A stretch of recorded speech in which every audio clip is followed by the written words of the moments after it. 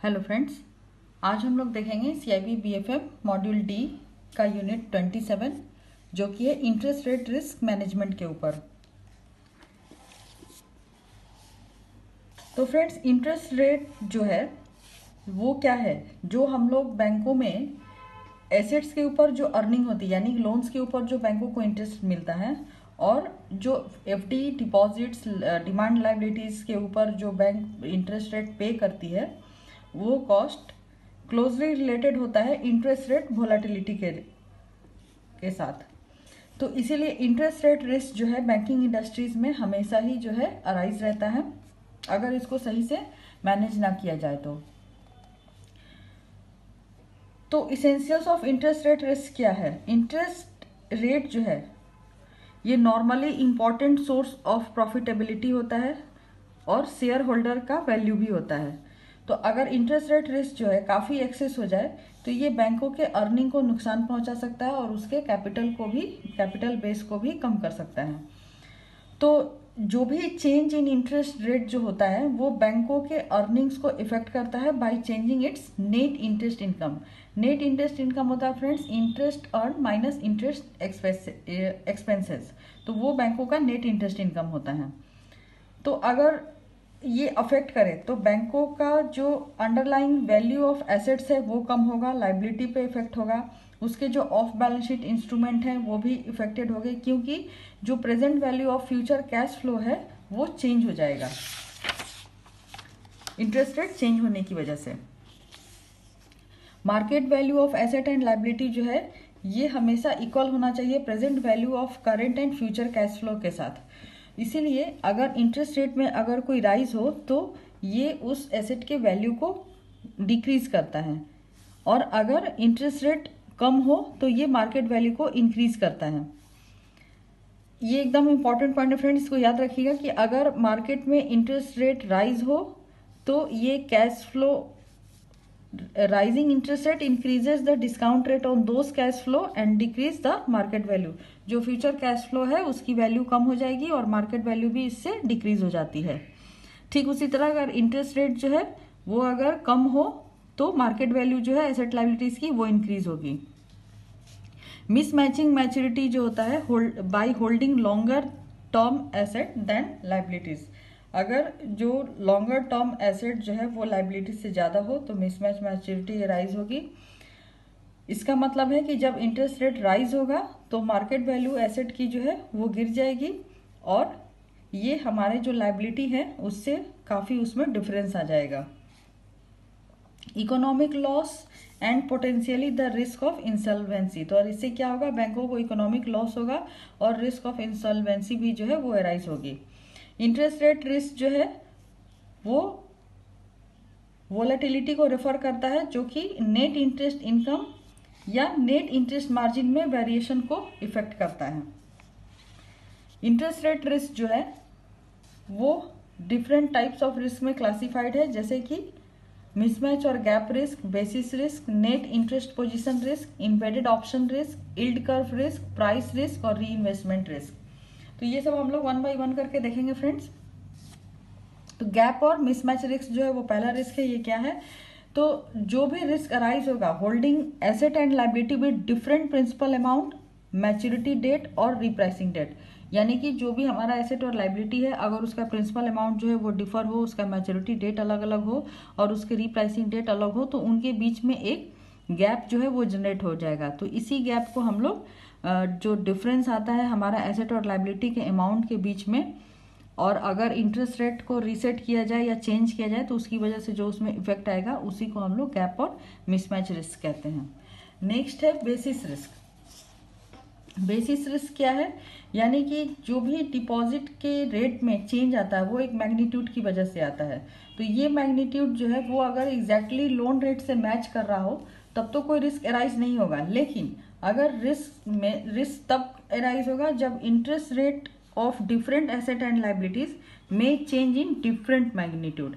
अगर डिपॉजिट का rate of interest अलग मैग्नीट्यूड में चेंज हो और लोन का अलग मैग्नीट्यूड में चेंज हो तो उसकी वजह से जो मिसमैच अराइज होगा उसको हम लोग बेसिस रिस्क कहते हैं।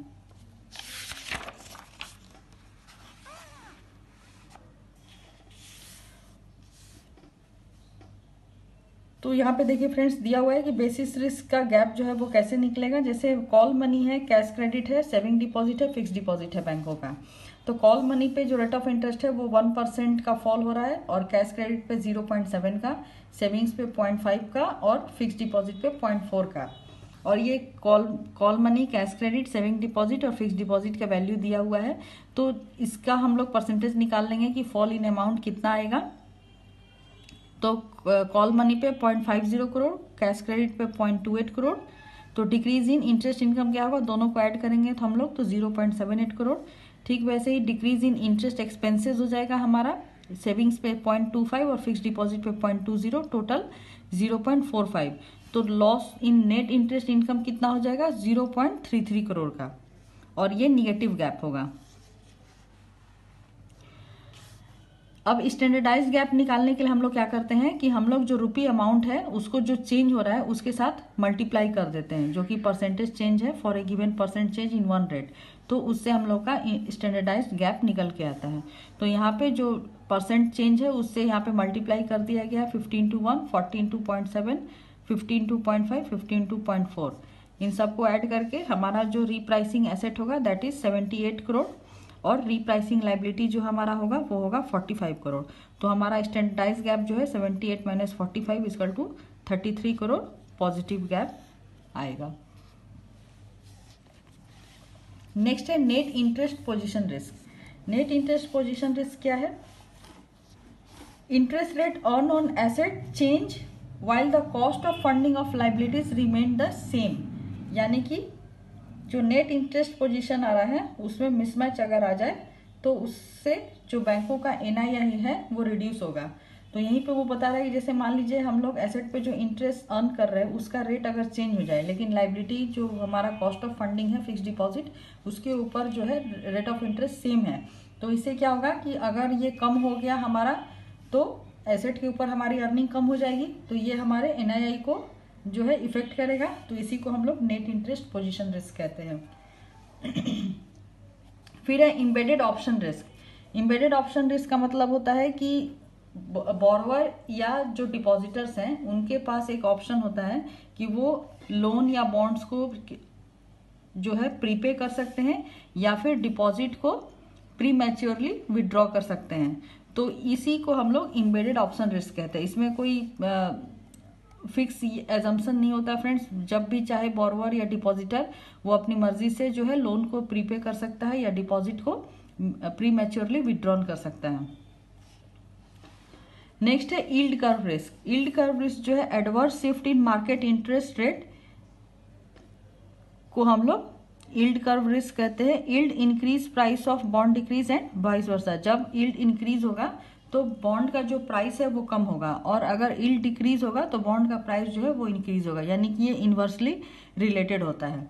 तो मार्केट इंटरेस्ट रेट में अगर कोई एडवर्स शिफ्ट देखने को मिले तो इससे क्या होगा कि जो इन्वेस्टमेंट का जो यील्ड है उसके ऊपर इफेक्ट देखने को मिलेगा। तो इसी को हम लोग यील्ड कर्व रिस्क कहते हैं। नेक्स्ट जो है वो है प्राइस रिस्क। प्राइस रिस्क क्या है कि एसेट जो है वो बिफोर देयर मैच्योरिटी डेट अगर उनको सोल्ड कर दिया जाए तो वहाँ पे प्राइस रिस्क जो है अराइज होता है। The price risk is closely associated with the trading book which is created for making profit out of short term movement in interest rates. जो प्राइस रिस्क है वो क्लोजली एसोसिएटेड होता है trading book से, जो कि प्रॉफिट मेकिंग के लिए क्रिएट किया जाता है। और ये प्रॉफिट कहाँ से आता है हमारा, short term movement in interest rate. अगर इंटरेस्ट रेट में शॉर्ट टर्म मूवमेंट आ रहा है तो उससे हमारा ये ट्रेडिंग बुक जो है वो क्रिएट होता है। नेक्स्ट है री इन्वेस्टमेंट रिस्क। री इन्वेस्टमेंट रिस्क क्या है कि interest rate at which the future cash flows can be री इन्वेस्टेड इज कॉल्ड री इन्वेस्टमेंट रिस्क। यानी कि जो FD जो डिपॉजिटर्स के हैं वो मैच्योर कर गए और उसके बाद अगर वो री इन्वेस्ट ना हो या रिन्यू ना हो तो वहाँ पे जो है फंड फ्लो जो है वो इफेक्टेड होता है। तो उसी को री इन्वेस्टमेंट रिस्क कहा जा रहा है।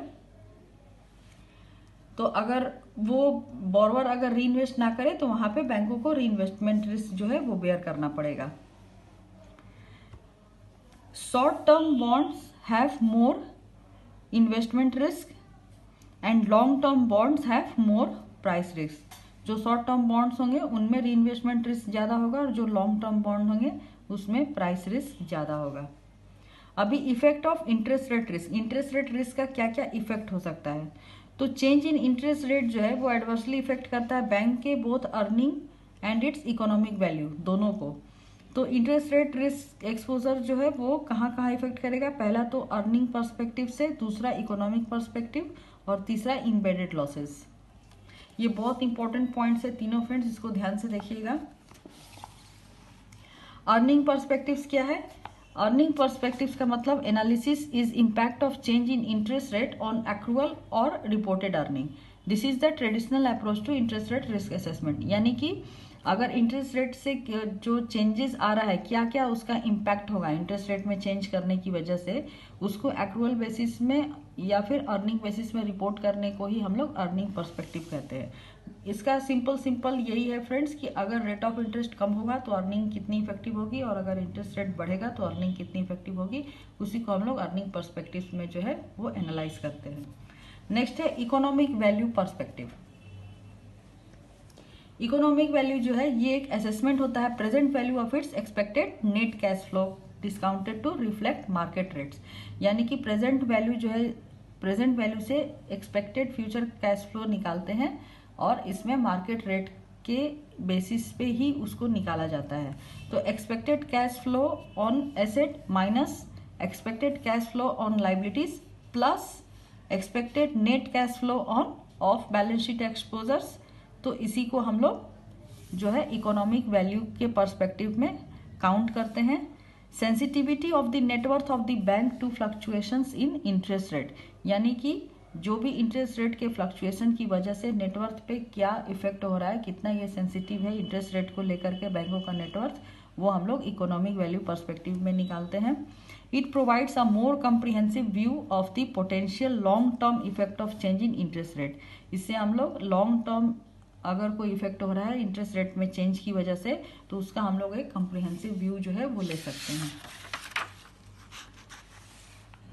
नेक्स्ट जो है इम्बेडेड लॉसेस। इम्बेडेड लॉसेस का मतलब है कि instrument that are not mark to market may already contain embedded gain और loss due to past rate movements. कुछ ऐसे भी इंस्ट्रूमेंट होते हैं बैंकों के पास जो कि मार्क टू मार्केट नहीं होते हैं, लेकिन उनमें पास्ट इंटरेस्ट रेट मूवमेंट की वजह से कुछ लॉस या गेन जो है वो इम्बेडेड होता है, और यही लॉस या गेन जो है ये इन फ्यूचर जो है अगर रिफ्लेक्ट करे बैंकों के अर्निंग्स में तो उसको हम लोग इम्बेडेड लॉस में काउंट करेंगे। अब है measurement of interest rate risk, यानी कि इंटरेस्ट रेट रिस्क को कैसे मेजर किया जा सकता है। तो फ्रेंड्स इंटरेस्ट रेट जो है वो दो तरह से जो है इफेक्टेड होता है उसका असेसमेंट, पहला तो अर्निंग बेसिस पे और दूसरा इकोनॉमिक वैल्यू बेसिस पे। तो मेजरमेंट सिस्टम जो है उसमें हमारे जो भी material interest rate risk associated है बैंकों के एसेट लाइबिलिटी और ऑफ बैलेंस शीट पोजीशंस के साथ उसको एसेस करना चाहिए। प्लस में जनरली एक्सेप्टेड फिनेंशियल कॉन्सेप्ट और रिस्क मेजरमेंट टेक्निक जो है उसको यूटिलाइज करना चाहिए, और जो भी हमारा पैरामीटर और जो भी एजम्पशन है वो वेल डॉक्यूमेंटेड होना चाहिए। तो इंटरेस्ट रेट मेजरमेंट टेक्निक्स क्या क्या है हम लोग देखते हैं। सबसे पहला जो है इंटरेस्ट रेट रिस्क को मेजर करने का वो है रीप्राइसिंग शेड्यूल। तो रीप्राइसिंग शेड्यूल जो है इसका मतलब होता है कि जो भी इंटरेस्ट सेंसिटिव एसेट लाइबिलिटीज और ऑफ बैलेंस शीट जो हमारे ऑफ बैलेंस शीट एक्सपोजर है, certain number of pre defined time bands according to their maturity, उनको एक certain number of pre defined time bands as per their maturity उनको distribute करना चाहिए, या फिर जो भी उनका टाइम रिमेनिंग रह गया है उनका नेक्स्ट प्राइसिंग के लिए उस टाइम में उनको रीप्राइसिंग जो है वो शेड्यूल करना चाहिए। यानी कि जो फिक्स्ड रेट में है वो तो ऑन डेट मैच्योर करेंगे, तो जब वो मैच्योर करेंगे उस वक्त उनको उनका रीप्राइसिंग जो है वो शेड्यूल करना चाहिए, और जो फ्लोटिंग रेट में है तो रेट जिस डेट तक चेंज होने के चांसेस हैं उस डेट तक उनको रीप्राइसिंग करना चाहिए। नेक्स्ट है गैप एनालिसिस। गैप एनालिसिस क्या है, ये फर्स्ट मेथड है फ्रेंड्स जो कि बैंकों में वाइडली यूज्ड होता है इंटरेस्ट रेट रिस्क को मेजर करने के लिए। इसमें क्या करते हैं कि evaluate earning exposure interest rate sensitive liabilities in each time band are subtracted from the corresponding interest rate sensitive asset to produce a repricing gap. यानी कि जो भी रेट सेंसिटिव एसेट लाइबिलिटीज का जो भी अर्निंग है अर्निंग एक्सपोजर को हम लोग रेट सेंसिटिव लाइबिलिटीज में से जो है सब्सट्रैक्ट करते हैं, rate sensitive asset minus rate sensitive liabilities, तो उसमें जो हमारा गैप आता है उसी को हम लोग गैप एनालिसिस करते हैं। This gap can be multiplied by an assumed change in interest rates to yield an approximate of the change in the net interest income, और इसी गैप को हम लोग मल्टीप्लाई करते हैं जो भी इंटरेस्ट रेट का चेंज है उसको यील्ड से, और उसके बेसिस पे हम लोग जो उसके नेट इंटरेस्ट इनकम में चेंज आया है उसको डिराइव करते हैं। तो निगेटिव अगर हमारा गैप आ रहा है तो इसका मतलब है कि हमारा लाइबिलिटी सेंसिटिव गैप है, यानी कि हमारा लाइबिलिटी जो है वो एसेट पार्ट से ज़्यादा है। और अगर पॉजिटिव गैप है तो ये एसेट सेंसिटिव गैप होता है, यानी कि हमारा जो एसेट है वो लाइबिलिटी से ज़्यादा है।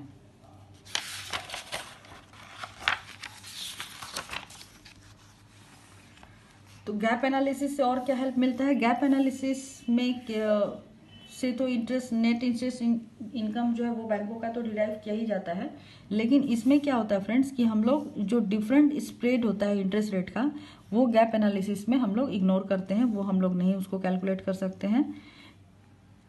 That could arise as the level of market interest rate change. अगर बेसिस रिस्क के उस पर अगर कोई चेंजेस हो रहा है तो वो गैप एनालिसिस में नहीं निकाला जा सकता है, क्योंकि वहाँ पे डिफरेंट टाइम बैंड में डिफरेंट जो है फिक्स्ड और फ्लोटिंग का डिफरेंट आ जाएगा, तो इसी वजह से ये वहाँ पे हम लोग नहीं कैलकुलेट कर सकते हैं।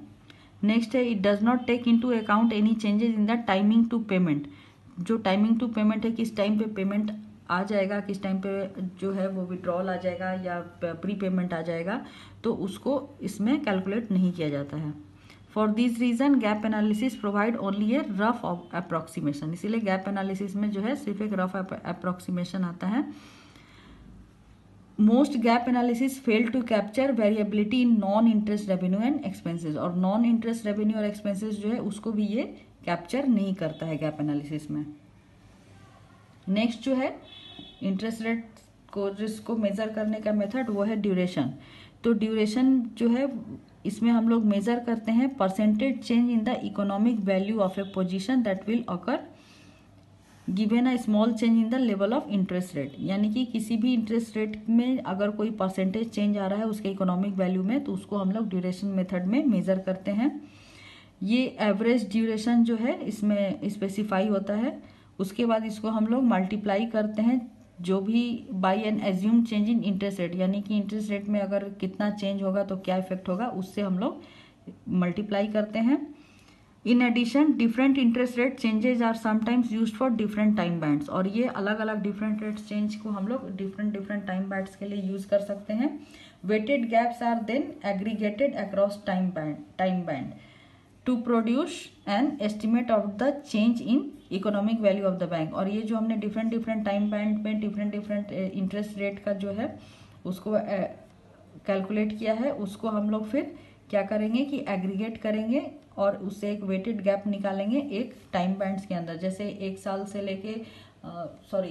से लेके एक साल के बीच में जो डिफरेंट टाइम बैंड होते हैं उसको अलग अलग कैलकुलेट करके फिर एक साथ एग्रीगेट निकालने के प्रोसेस को हम लोग इसमें यूटिलाइज करते हैं। अभी ड्यूरेशन अप्रोच का क्या क्या लिमिटेशन है, ये जो है just focus on one form of interest rate risk exposure, ये सिर्फ एक जो फॉर्म है इंटरेस्ट रेट रिस्क का उस पर करता है जो कि रीप्राइसिंग रिस्क है। In addition because such approach typically use an average duration for each time band, और ये एक एवरेज ड्यूरेशन देता है इस टाइम बैंड के लिए। तो ये दो इसके लिमिटेशंस हो गए। अभी जो नेक्स्ट टेक्निक है वो है सिमुलेशन अप्रोच। फ्रेंड्स एबीएम में हमने सिमुलेशन के ऊपर एक पूरा चैप्टर किया था।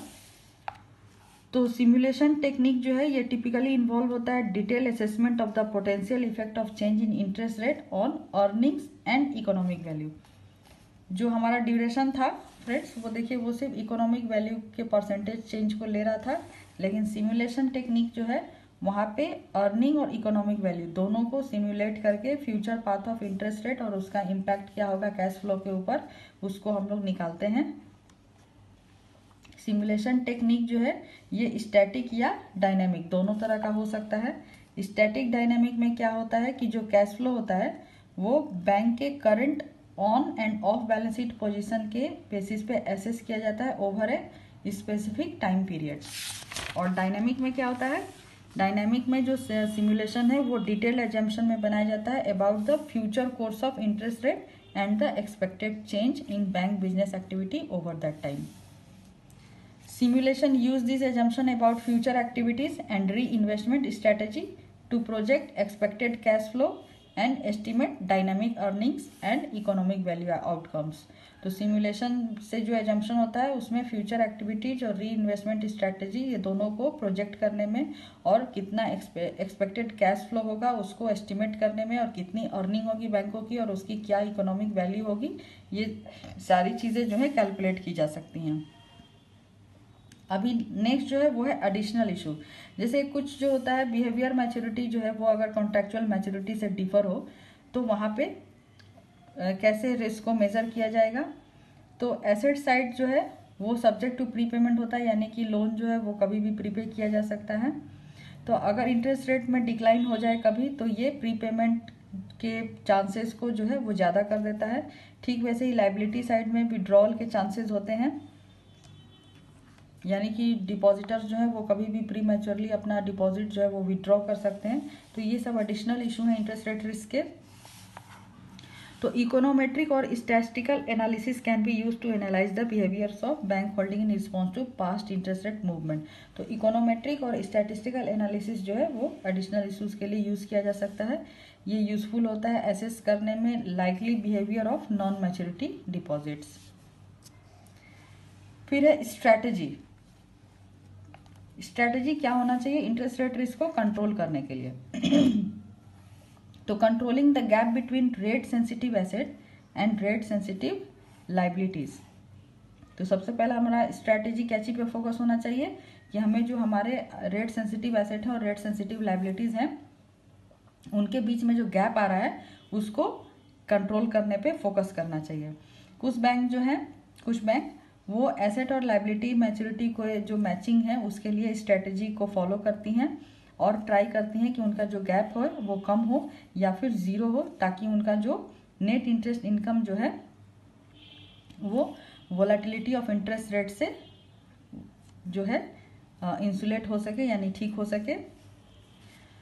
यहाँ पे कुछ मेथड दिया हुआ है फ्रेंड्स कि जो हमारा एसेट और लाइबिलिटी सेंसिटिविटी जो है उसको कैसे रिड्यूस करना है। तो एसेट सेंसिटिविटी को रिड्यूस करने के लिए दे रहा है कि इन्वेस्टमेंट पोर्टफोलियो मैच्योरिटी जो है उसको एक्सटेंड करना चाहिए, फ्लोटिंग रेट डिपॉजिट इंक्रीज करना चाहिए और फिक्स्ड रेट लेंडिंग इंक्रीज करना चाहिए। यानी कि फ्लोटिंग रेट का डिपॉजिट इंक्रीज करें और लेंडिंग जो है वो फिक्स्ड रेट में इंक्रीज करें, तो इससे एसेट सेंसिटिविटी जो है वो रिड्यूस होगा।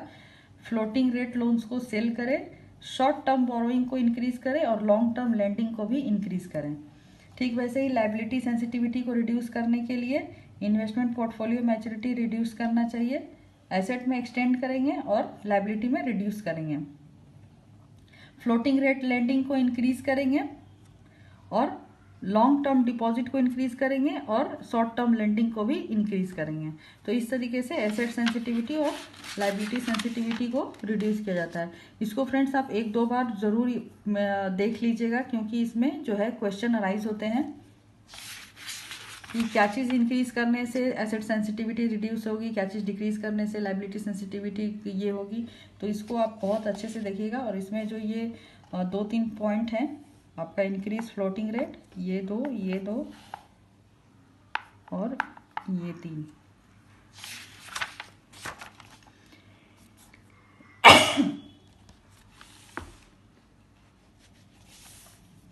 बैंक जो है वो अपने फिक्स्ड इनकम सिक्योरिटीज को सेल करके और उसका जो प्रोसीड आ रहा है उसको री इन्वेस्ट करके अदर सिक्योरिटीज में जो कि शॉर्ट टर्म मैच्योरिटी के हो, तो इस तरीके से भी उसका जो रेट सेंसिटिव एसेट और लाइबिलिटी है उसको कम कर सकती है। अदर ऑप्शन जो है बैंकों के पास इंटरेस्ट रेट रिस्क को मैनेज करने का वो है कि उसका जो लॉन्ग टर्म एसेट है उसको नॉन इंटरेस्ट बियरिंग लाइबिलिटीज के साथ मैच करना, जो भी रीप्राइसेबल एसेट है उसको सिमिलर रीप्राइसेबल लाइबिलिटीज के साथ मैच करना, forward rate agreement, swap, option, financial future, ये सारे जो डेरिवेटिव्स हैं उसको यूज करना, लोन के मामले में post sanction monitoring and recovery steps को फॉलो करना, क्योंकि बैंकों का एनपीए जितना ही कम होगा उसका इंटरेस्ट इनकम जो है, इंटरेस्ट जनरेशन उतना ही ज़्यादा होगा। और यहाँ पे एक पॉइंट्स और दे रहा है फ्रेंड्स कि जो भी सेक्टर में अगर कुछ इंटरेस्ट रेट रिस्क अराइज हो रहा है या फिर जहाँ पे interest rate sensitive gap arise हो रहा है, मिसमैच अराइज हो रहा है, तो वहाँ पे एक अप्रोप्रिएट टॉलरेंस लिमिट जो है वो फिक्स करना, इन हाउस एक्सपर्टाइज को इवॉल्व करना ताकि वो इंटरेस्ट रेट को सही तरीके से फोरकास्ट कर सके। अब हो गया control and supervision of interest rate risk management. तो इंटरेस्ट रेट रिस्क को कंट्रोल करने के लिए क्या क्या जरूरत है? सबसे पहले तो आपका एक स्ट्रॉन्ग कंट्रोल इन्वायरमेंट होना चाहिए, एडुकेट प्रोसेस होना चाहिए ताकि आप रिस्क को आइडेंटिफाई और इवेल्युएट कर सकें।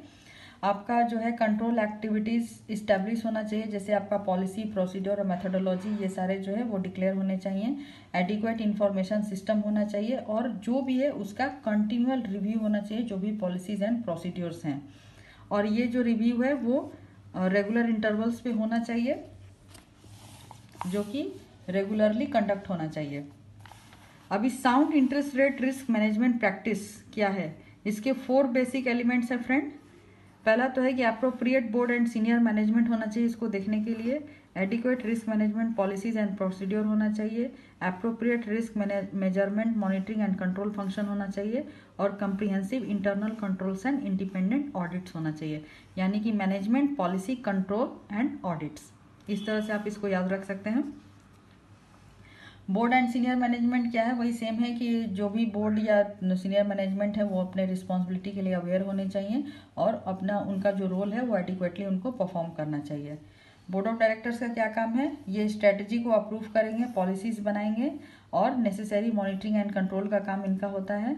और जो भी रिपोर्टिंग अथॉरिटी है वो इनको रिपोर्ट करेगी regularly interest rate risk exposure of the bank के बारे में। सीनियर मैनेजमेंट का क्या काम है? ये इंश्योर करेगी कि बैंक का जो भी स्ट्रक्चर है बिजनेस का और जो भी इंटरेस्ट रेट का लेवल है वो इफेक्टिवली मैनेज किया जा रहा है और जो भी पॉलिसी एंड प्रोसीड्योर बनाए गए हैं, जो भी कंट्रोल और लिमिट बनाए गए हैं, वो सही से जो है अप्लाई हो रहा है कि नहीं हो रहा है, उसको इवेलुएट करना उनका काम है। अब management is also responsible for maintaining. Management का और क्या काम है? Appropriate limit on risk taking, मतलब कितना रिस्क वो ले सकते हैं उसका एक appropriate limit banana. Adequate system and standard banana risk measurement के लिए। उसके बाद standard for valuing positions and measuring performance, यानी जो भी परफॉर्मेंस है बैंकों का उसको सही से मेजर करना और वो उनके स्टैंडर्ड को मैच कर रहा है कि नहीं वो देखना।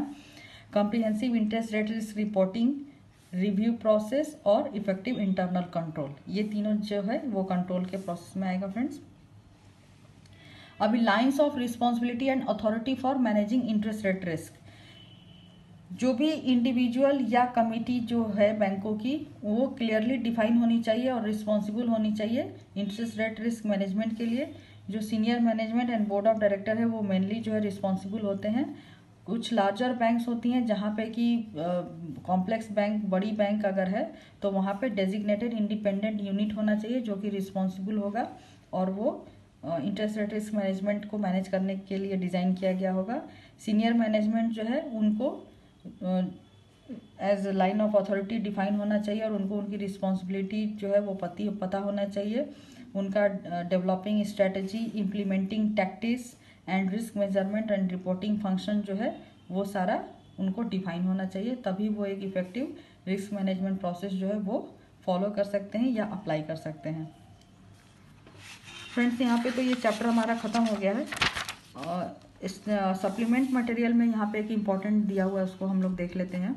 मैंने आपको पहले ही बताया कि अगर RSA माइनस RSL यानी कि rate sensitive asset minus rate sensitive liability अगर 0 से ज़्यादा है तो ये पॉजिटिव गैप होगा और अगर 0 से कम है तो ये निगेटिव गैप होगा। फिर एक यहाँ पे फॉर्मूला है मॉडिफाइड ड्यूरेशन को कंप्यूट करने के लिए, मॉडिफाइड ड्यूरेशन गैप, जिसको कि हम लोग DGAP कहते हैं। तो DGAP equal to modified DA minus W multiplied by modified DL, जहाँ पे W ये जो है हमारा rate sensitive liability divided by rate sensitive asset से निकलेगा और DA का मतलब होता है weighted average modified duration of asset और DL का मतलब weighted average modified duration of liability. अभी मॉडिफाइड ड्यूरेशन ऑफ इक्विटी कैसे निकालेंगे, जो हमारा DGAP आया यानी मॉडिफाइड ड्यूरेशन गैप जो आया उसको हम लोग लीवरेज से मल्टीप्लाई करेंगे, और लीवरेज कैसे निकलेगा, रेट सेंसिटिव एसेट को हम लोग इक्विटी से डिवाइड करेंगे तो लीवरेज निकलेगा। तो इसके ऊपर फ्रेंड्स हम लोग एक केस स्टडीज़ करेंगे, वो मैं आपको बाद में प्रोवाइड करूँगी। ऐसे बुक में तो एक दिया है, तो इसको हम लोग केस स्टडीज़ के हमारा जो टॉपिक होगा वहाँ पे कवर करेंगे। अभी एक यहाँ पे चार्ट दिया हुआ है कि following approaches for calculation of modified duration may be adopted by bank. तो balance sheet and off balance sheet items के लिए दिया हुआ है कि इन्वेस्टमेंट अगर है तो वहाँ पे जो एक्चुअल मॉडिफाइड ड्यूरेशन है उसके बेसिस पे जो है बैंक इंटरेस्ट रेट रिस्क को कैलकुलेट कर सकती है।